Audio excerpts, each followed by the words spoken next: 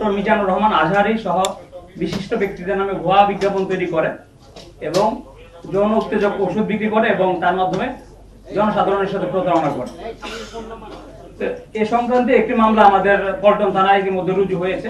Artificial intelligence এবং deepfake যে প্রযুক্তি আছে, এই প্রযুক্তির মাধ্যমে এই যে বিশিষ্ট ইসলামী বক্তা ডক্টর মিজানুর রহমান আজহারী, ওনার ছবি, ভিডিও, কণ্ঠস্বর এগুলো নকল করে তারা এসব বিকৃত ভিডিও তৈরি করেছেন এবং এইসব ভিডিও দেখলেই মনে হবে একদম অবিকল যিনি মিজানুর রহমান আজহারী সাহেব নিজেই বক্তব্য রাখছেন এবং তাতে তিনি এই যে যৌন উত্তেজক যে সকল ওষুধ আছে তার প্রচারণা চালাচ্ছেন এবং এ সকল ভিডিও তারা আপলোড করে বিভিন্ন ওয়েবসাইটের মাধ্যমে প্রচারণা চালিয়ে এই ওষুধগুলো তারা বিক্রি করছেন।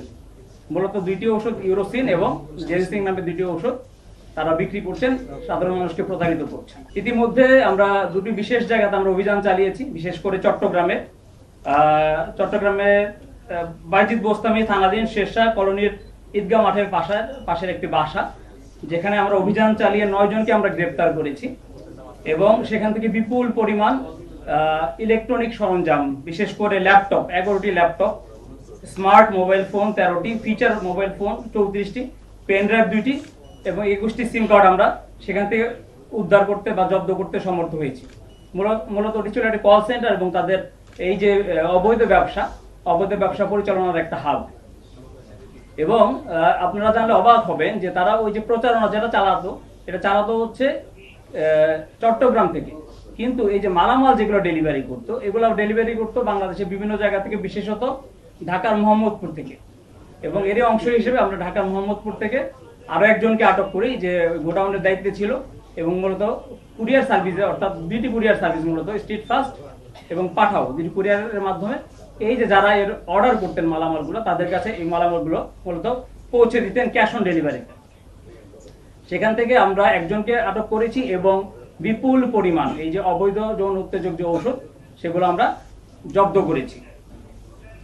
আর এর সাথে যাদেরকে আমরা গ্রেপ্তার করেছি ইতিমধ্যে 10 জনের কথা আমি বলেছি। এই 10 জনের সবারই বয়স হচ্ছে আপনার 19 থেকে 24-এর মধ্যে।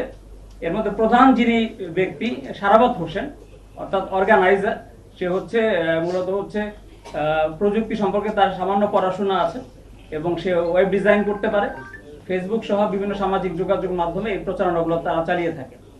আর আরো একজন গুরুত্বপূর্ণ ব্যক্তি হচ্ছে সাফায়েত হোসেন শুভ, যে মূলত এই যে ডিপফেক এবং আর্টিফিশিয়াল ইন্টেলিজেন্স ব্যবহার করে এই মিজানুর রহমান আজহারীর যে প্রচারণা সেগুলো তারা তৈরি করেছে।